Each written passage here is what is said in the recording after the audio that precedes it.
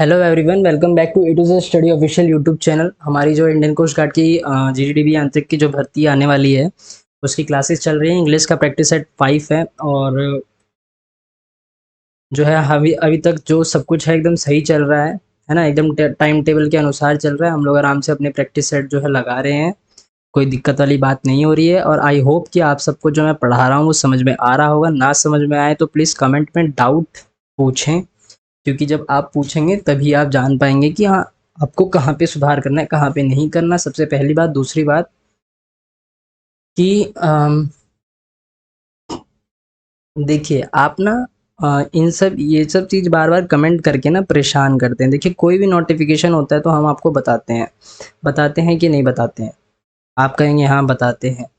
अगर आप में से कोई कहेगा नहीं बताते हैं तो आप अभी जा सकते हैं। मेरे को कोई दिक्कत नहीं है, कोई चिंता नहीं है। आप दूसरे चैनल्स पे जाइए जहाँ से आपको इसी चीज़ के लिए जो है चार्ज करा जाता है, पैसे लिए जाते हैं। कोई दिक्कत वाली बात नहीं है हमें, और ना हमारी टीम को, ना हमारे चैनल को है, ना धीरज सर को है, ठीक है, किसी को नहीं है।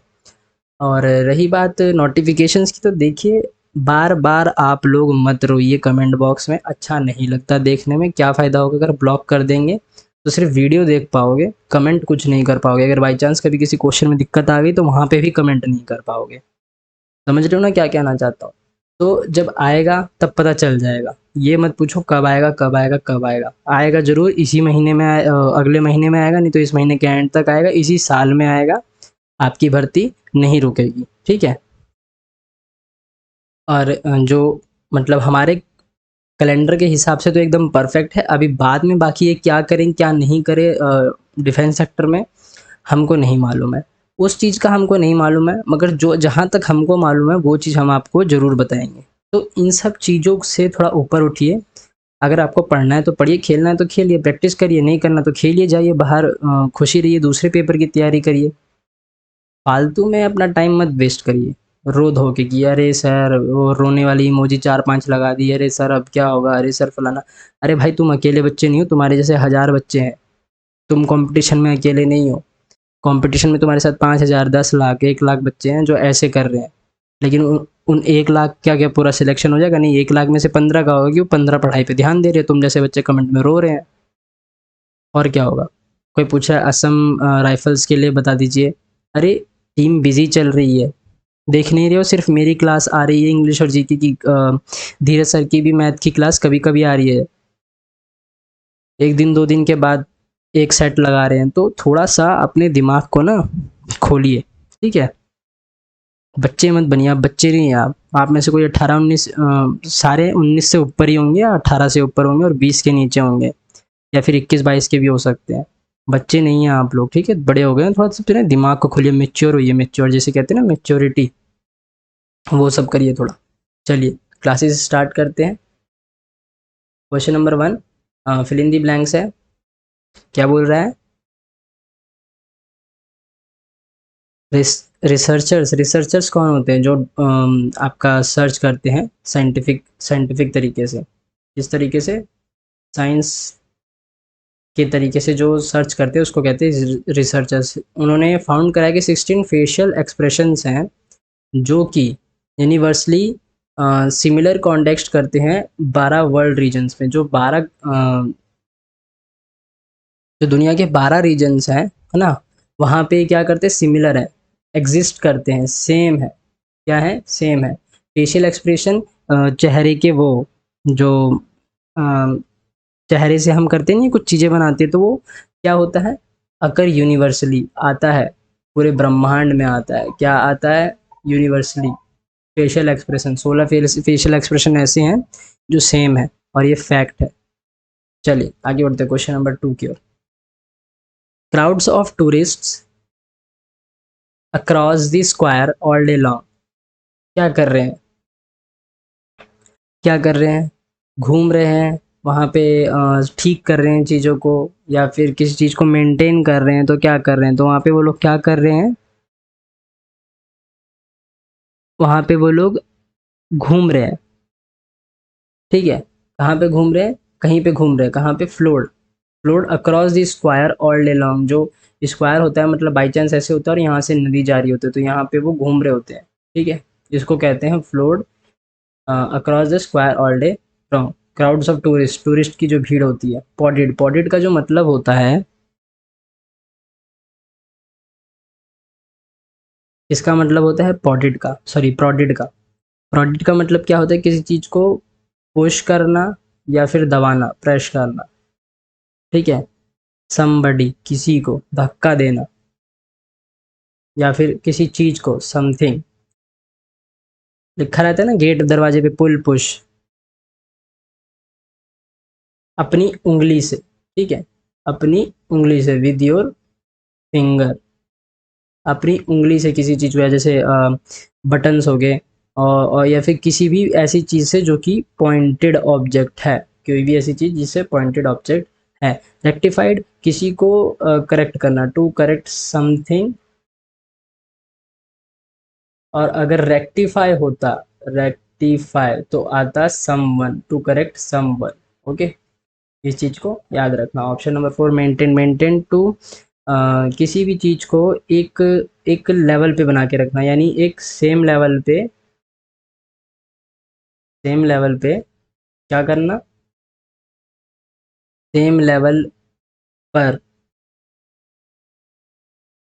बनाकर रखना, मेंटेन का मतलब। ओके, क्या है, इसको वर्ड वन वर्ड सब्स्टिट्यूशन है।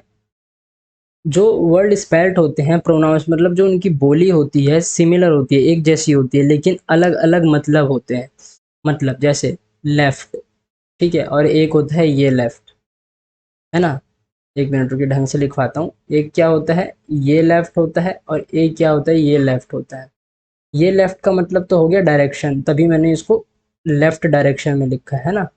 क्या बोलते हैं इसे, बाएं। ओके, और इस लेफ्ट का मतलब होता है छोड़ना, किसी चीज को छोड़ना, है ना। स्पेलिंग सेम है, बोलने का तरीका भी सेम है, लेफ्ट लेफ्ट, लेकिन मतलब अलग है ना। एक का डायरेक्शन सेंस में, और एक का किसी चीज को छोड़ दिया, है ना, बाएं और छोड़ना, ठीक है। इसको बोलते हैं क्या, होमोनिम। एंटोनिम का तो मतलब होता है अपोजिट, है ना, जब से पढ़ाता आ रहा हूँ। सिनोनिम का मतलब होता है सिमिलर, ये भी पढ़ाता हुआ आ रहा हूँ। होमोनिम का एग्जाम्पल मैंने ये दे दिया, यानी जिनका स्पेलिंग सेम हो, मतलब अलग हो, स्पेलिंग सेम हो, और बोलचाल में भी वो एक जैसे ही लगे, ठीक है।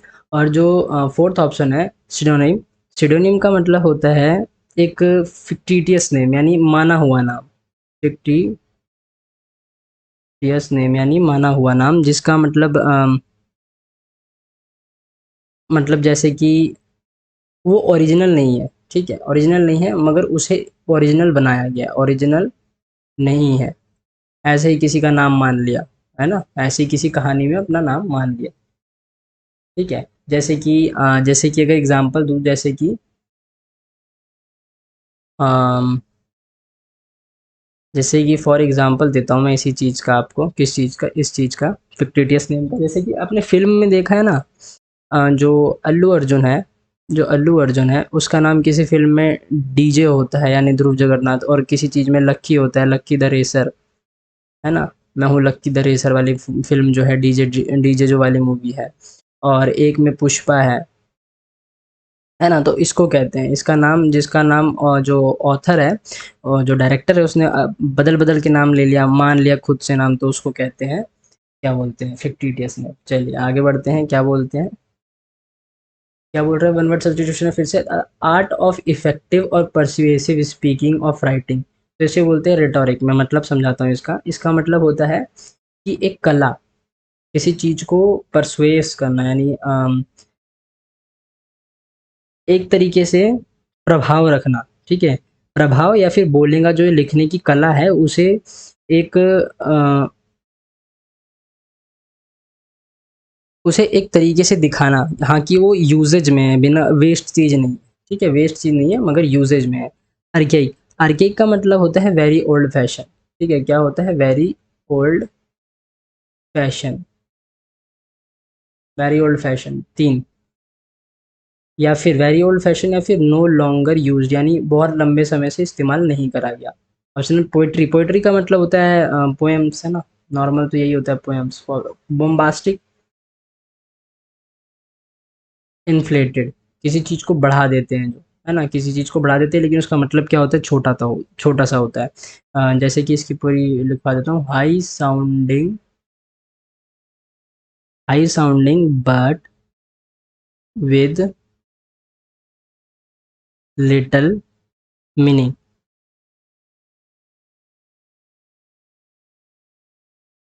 अब देखिए जैसे फॉर एग्ज़ाम्पल अगर मैं खुद ही बोलूँ बॉम्ब, है ना? क्या बोलूँ? बॉम्ब।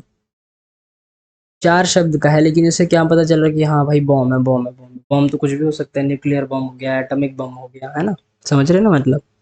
क्या लिखा है, ईडीएम है the gift of the gap, इसका मतलब है टॉक्स वेल एंड परsuasively। जैसे कि अभी मैंने पीछे बताया कि हाँ वो अपना जो बात करता है उसको उसका रखता है, यूजेज रखता है। तो the gift of the gap का मतलब होता है कि अच्छे से बात करना और एकदम अपना जो दबदबा बना के रखना। फील सेड सी, तो इसका मतलब होता है फीलिंग लॉस्ट और कंफ्यूज्ड। ठीक है।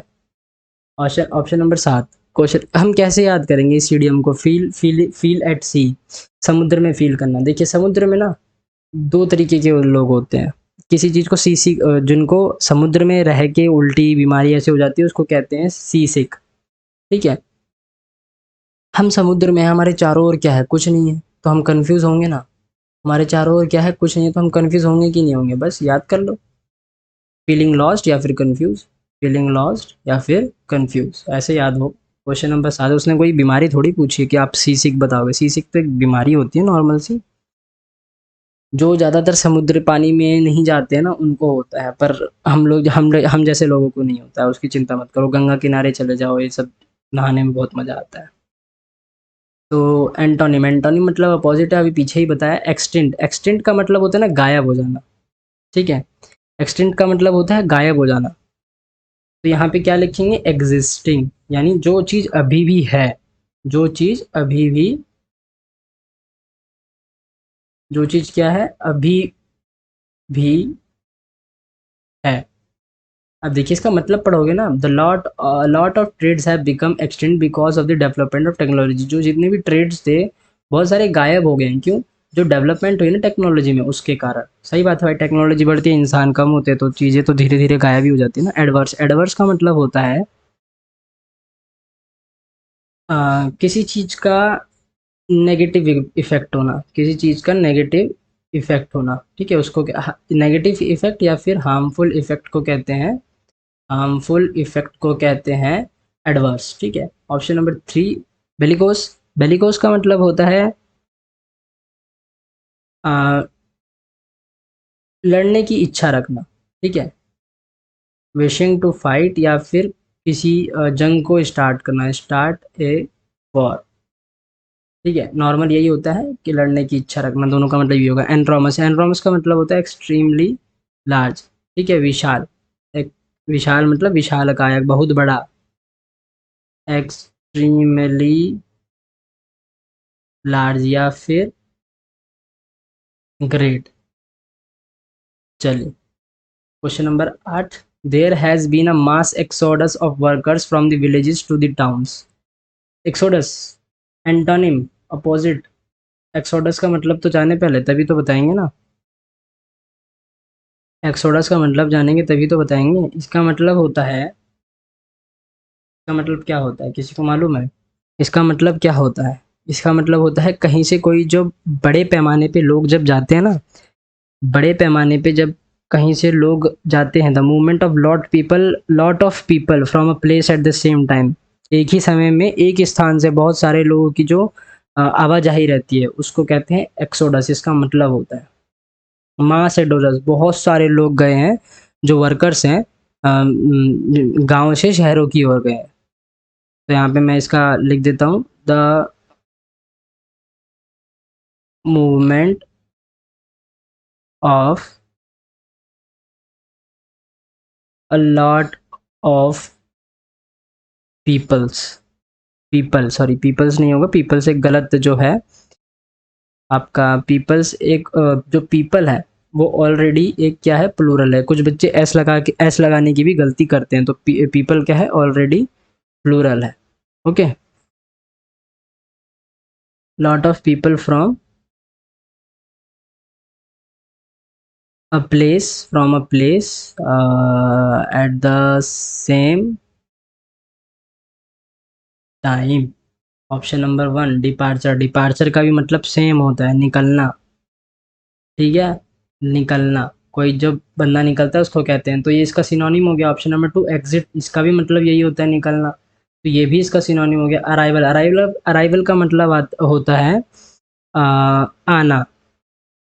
ठीक है, क्या होता है? आना, कहीं पर आना, तो उसको कहते हैं अराइवल। तो ये होगा इसका अपोजिट। ठीक है, क्या होगा इसका अपोजिट? ये होगा ऑप्शन नंबर तीन रिफंड। रिफंड का मतलब होता है किसी चीज़ को वापस दे देना, तो ये तो अलग से ही वर्ड है।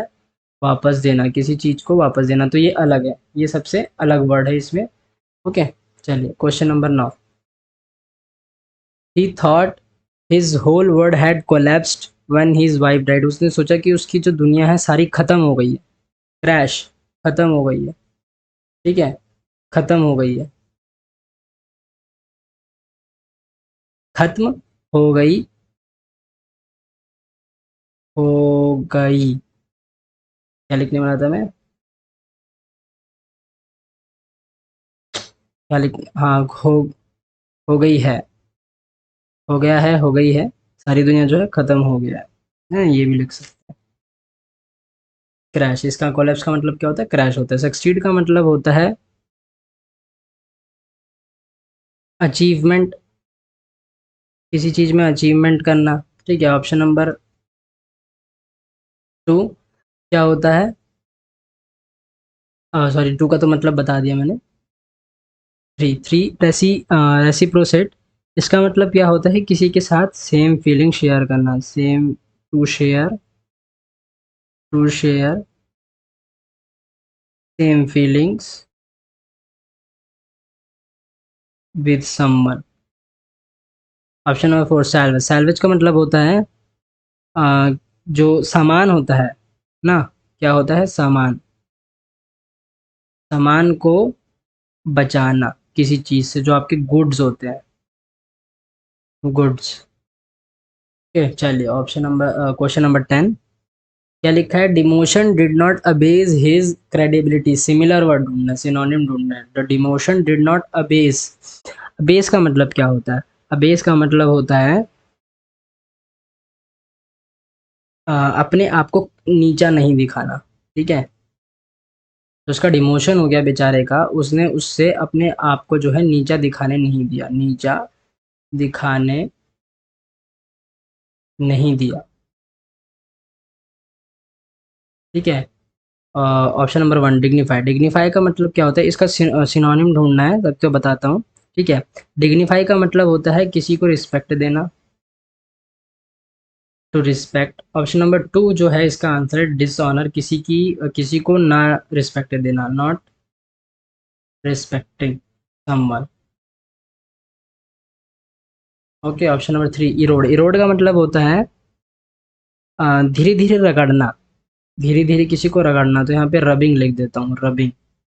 ठीक है, option number four apprise. Apprise का मतलब होता है कि, हाँ, अप्रेज का मतलब भी वही सेम चीज़ होती है, किसी चीज़ को रिस्पेक्ट देना। तो ये दोनों तो एंटोनिम है ना। डिग्निफाई और अप्रेज क्या है? एंटोनिम है, ये दोनों। ओके, और ये तो अलग ही मतलब है, और ये है इसका सिनोनिम। चलिए आगे बढ़ते हैं, क्वेश्चन नंबर 11। चलिए, हमें एरर तो दे रखा है, शॉपकीपर वुड। वुड आया तो इसका मतलब ये पास्ट टेंस है। अगर फ्यूचर होता, या फिर, हाँ, फ्यूचर होता, तो ये पक्का क्या बोलते हैं आपका, विल लगाता है ना। लेकिन वुड आया, तो वुड, वुड में भी कब आया है? इसमें पास्ट परफेक्ट आया है ना। क्योंकि देखिए, कह रही जो भी है वो कह रहा है कि शॉपकीपर को अगर पता चलता, if he came to know होगा, वैसे यहाँ पे केम टू न्यू है ना। ही केम टू न्यू, यहाँ पे, यहाँ यहाँ पे जो है ये इफ़ ही केम टू, और यहाँ पे वैसे ये भी नहीं होगा। ठीक है, ये ग्रामर के हिसाब से तो सही है, लेकिन लॉजिक के हिसाब से नहीं है, तो यहाँ पे ये होगा ही हैड, क्योंकि हैड आएगा, बिकॉज यहाँ पे पास्ट टेंस की बात कर रहे हैं। ओके, और यहाँ पे आपका प्रेजेंट आ गया, that she times the toy on exhibit, ठीक है। He had come to know, ये आएगा इसका आंसर, ठीक है। ही के बाद बस हैड लगा देना है, बस और कुछ नहीं करना। Option number, sorry, question number 12। चलिए, he will lose all his wealth if he doesn't mends, mends नहीं होता है, ठीक है, मेंड होता है।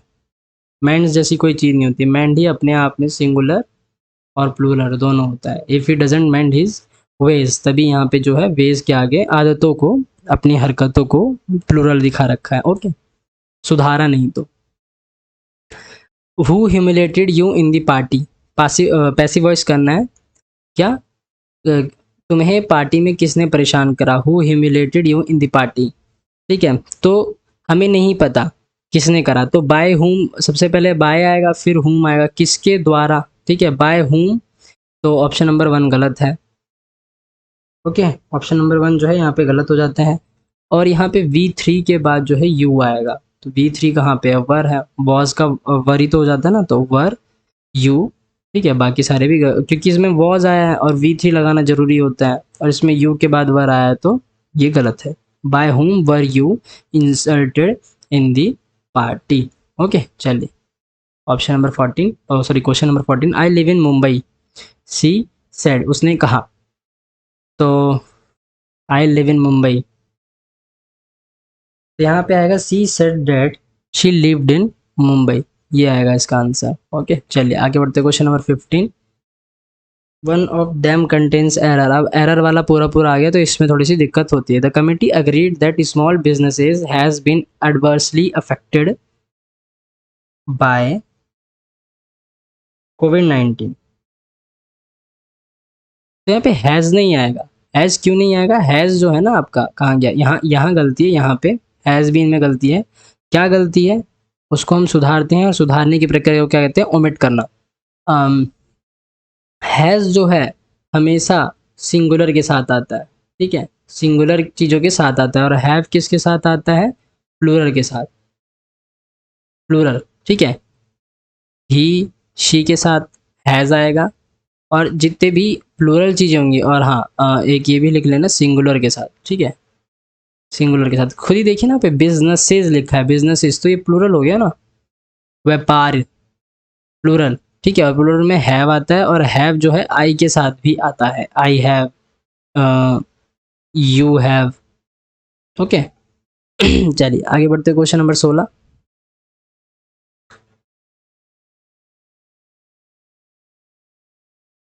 चलिए, question number 16। Mithila art tradition is passed on, Mithila art tradition is passed on from one generation through a next, through a नहीं आएगा यहाँ पे, one generation, from one generation to the next आएगा, ठीक है। थ्रू नहीं आता, थ्रू नहीं आता, कि अगर किसी एक जनरेशन से दूसरी तरफ की तरफ आता है, तो वहाँ पे हमेशा टू का फॉलो होता है, ओके। ऐसे ऐसे शब्द में हमेशा याद रखना कि जो फ्रॉम है वो हमेशा, क्योंकि हम क्या करते हैं, अगर देखिए हमको कहीं जाना होता है, तो हमारी ट्रेन में, ट्रेन की जो टिकट होती है, ट्रेन की जो टिकट होती है, उसमें क्या लिखा होता है, दिल्ली टू यूपी। अगर वहाँ पे हम पहले देखेंगे तो वहाँ पे फ्रॉम भी लिखा होता है, फ्रॉम दिल्ली टू यूपी, और आते समय क्या हो जाता है, फ्रॉम यूपी टू दिल्ली, ये हो जाता है ना। तो ये इसलिए फ्रॉम के साथ हमेशा टू आता है, थ्रू नहीं आता, ठीक है। इस चीज़ को जो है याद रखना, कहाँ गया, फ्रॉम वन जनरेशन, थ्रू नहीं आएगा, टू आएगा। चलिए, ऑप्शन नंबर 17, PQRS वाला क्वेश्चन आ गया। चलिए करते हैं, क्या लिखा है, finally she takes the decision, DBC, यानी ए शुरुआत में नहीं आएगा, और लास्ट में तो चारों में से कोई एक भी आ सकता है, तो हम पहले डी से शुरू करते हैं। The film Wayfarers narrates the journey of a poor couple in Jharkhand, ठीक है। तो लग रहा है कि हाँ, ये ऑप्शन नंबर जो है, मतलब ये पहला सेंटेंस बनेगा, क्योंकि शुरुआत में किसी चीज़ के बारे में बात कर रहे हैं। उसके बाद जो है हम बी पे चलते हैं। They are Lokka Lakua and his wife Nathuni, हाँ ठीक है, ये भी सही है। फिल्म के बारे में बात करी, फिल्म में बता भी रहे हैं कि जो पुअर कपल है, यानी जो पुअर जोड़ीदार है झारखंड में, उनके बारे में बात कर रही है। फिर उनके बारे में बता भी रहे हैं कि उनका नाम क्या है, लकुआ, और उसकी जो बीवी है नथुनी, ठीक है। उसके बाद हम सी पे चलते हैं। फाइनली अगर ए में देखें तो फाइनली आ रहा है, फाइनली यानी सबसे लास्ट में ही आएगा। अगर सबसे लास्ट में ये आएगा तो हमारा ऑप्शन नंबर 1 जो है एकदम सही हो जाएगा। 4 3 ठीक है। The latter burden with a paralytic husband and 2 children battles to survive, finally she takes a decision to go searching for livelihood in the nearby town. Okay, चलिए क्वेश्चन नंबर 18। ACDC यानी B शुरुआत में नहीं आएगा और last में तो कुछ भी आ सकता है। तो चलिए पहले हम शुरू करते हैं। किसे शुरू करें, पढ़ना पड़ेगा। ए से शुरू करें। द एम्परर वुड व्यू ना, ये तो लग रहा है किसी व्यू बीच का सामान है, ठीक है। मतलब अगर देखा जाए तो ये दूसरे या तीसरे प्लेस पे आएगा, ठीक है। अगर सी से शुरू, अगर दूसरे या तीसरे प्लेस पे आएगा तो दूसरे पे तो है नहीं, तीसरे पे है, ठीक है, तीसरे पे है। तो रुकिए जरा देखते हैं। Bahadur Shah Zafar's life and times are described in a book called City of My Heart, ठीक है। एक बुक के बारे में बताया और बुक के बारे में बता क्या कि उस बुक में किसके बारे में बात करी जा रही है ये भी बता रहे हैं, ठीक है। बुक में किसके बारे में बात करी जा रही है ये भी बता रहे हैं। तो ऑप्शन नंबर 1 पे ये आएगा। तो ऑप्शन नंबर 1 और 3 गलत हो गए, ठीक है। अब 2 चीज़ें बची हैं सी, ऑप्शन नंबर 2 और 4। तो उसके बाद हम ऑप्शन नंबर 2 से शुरू करते हैं। On the festival of Holi the emperor, ठीक है। डी से चेक करते हैं। फाइनली, फाइनली यानी इसका मतलब ये जो है लास्ट में आएगा। अगर ये लास्ट में आएगा और शुरुआत में सी आएगा तो एक ही ऑप्शन है हमारे पास, बी है, ठीक है। मैंने कहा था ना ये थर्ड नंबर पे आएगा और ये सेकंड नंबर पे, तो ऐसे चेक करा जाता है। और तो चलिए आज के क्वेश्चन जो है हमारे ख़त्म हो गए, बनाने में भी मज़ा आया। और और कुछ कहना है मुझको? नहीं, और कुछ नहीं कहना। चलिए आपकी क्लास आज यहीं पे ख़त्म कर देते हैं, ठीक है। लाइक कर दीजिएगा, कोई डाउट हो तो पूछ लीजिए, हमेशा बोलता हूँ मैं। शेयर कर दीजिएगा, ठीक है, ये भी हमेशा बोलता हूँ मैं। सब्सक्राइब करके बेल आइकन बटन प्रेस करिए। PDF आपको जो है 7-8 बजे तक आराम से मिल जाएगी शाम को, तो अपना आराम से रात में प्रैक्टिस करके आराम से आप सो भी सकते हैं। चलिए अब हम कल मिलते हैं, तब तक के लिए जय हिंद, जय भारत, वंदे मातरम।